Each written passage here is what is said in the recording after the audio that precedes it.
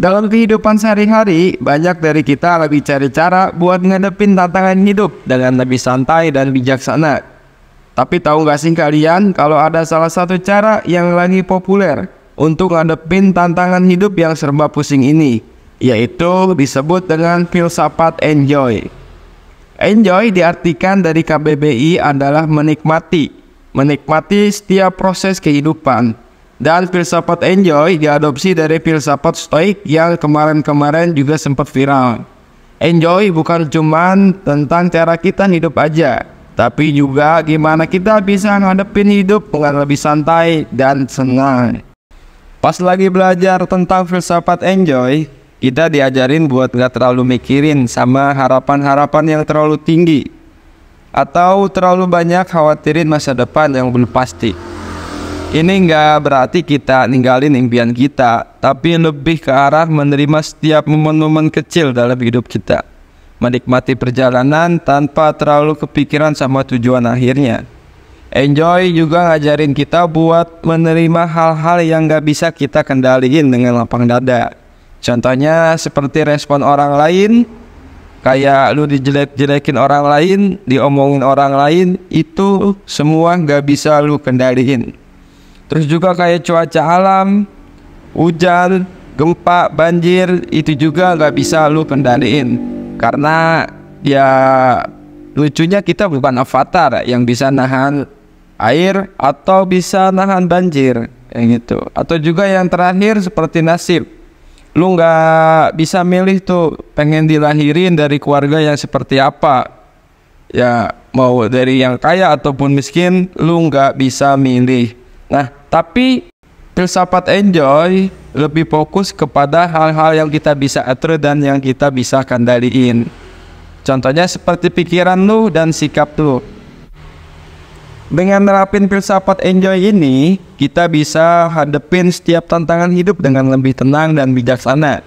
Daripada panik atau stres, kita belajar buat ngadepinnya dengan kepala dingin dan hati yang tenang. Kita juga sadar bahwa setiap kesulitan selalu punya pelajaran yang berharga. Ya, hidup gak harus selalu diambil serius-serius banget. Tapi penting juga buat diingat kalau enjoy bukan berarti kita cuek atau gak peduli sama hidup atau masa depan kita. Enjoy lebih kepada arah memilih respon yang bijak dan damai dalam menghadapi setiap situasi dan kondisi, menghadapi masalah kehidupan kita sehari-hari. Dengan mempraktikkan enjoy, kita bisa bawa keberanian dan ketenangan dalam menghadapi setiap tantangan dan menjalani hidup dengan lebih bahagia dan bermakna. Jadi, di tengah-tengah kesibukan dan tekanan hidup kita sekarang, mungkin saatnya buat kita ngambil napas dalam-dalam, merenung sejenak dan ngambil pelukan pada diri kita dari filsafat enjoy, buat jadi panduan dalam mencari ketenangan di tengah-tengah kehidupan yang serba berisik dan gak pasti ini. Nah, pantengin video ini sampai habis supaya lu paham apa maksud dari kenapa pikiran dan sikap kita bisa dikendaliin, supaya hidup kita lebih enjoy dan lebih seru tentunya.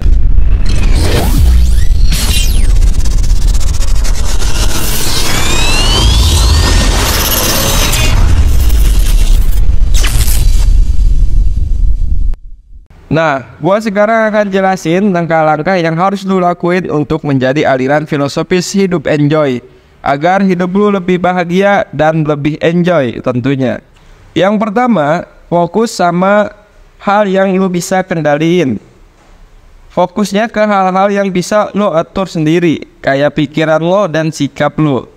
Daripada lu sibuk mikirin hal-hal yang di luar kendali lu, lebih baik lu fokus sama diri lu. Contohnya kayak tadi lagi, daripada lu marah-marah sama orang-orang yang ngomongin lu dan itu juga nggak bisa lu kendaliin, lebih baik lu fokus sama kerjaan lu. Karena orang-orang yang menganut filosofis enjoy pasti berpikir ngadepin orang-orang yang ngomongin lu itu nggak ada gunanya, buang-buang waktu dan buang-buang energi lu.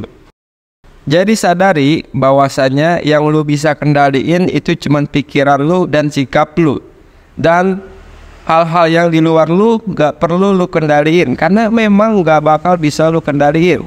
Jadi fokus aja sama diri lu, sama pikiran lu untuk lebih baik, dan fokus sama kerjaan dan tujuan lu. Latih otak lu untuk tenang. Setiap hari sebelum memulai aktivitas, lu cobain meditasi atau refleksi buat nambahin ketenangan batin dan kesadaran diri lu. Contohnya ya dengan sholat yang lebih khusyuk atau menyadari napas lu. Karena dengan itu membuat otak kita lebih tenang.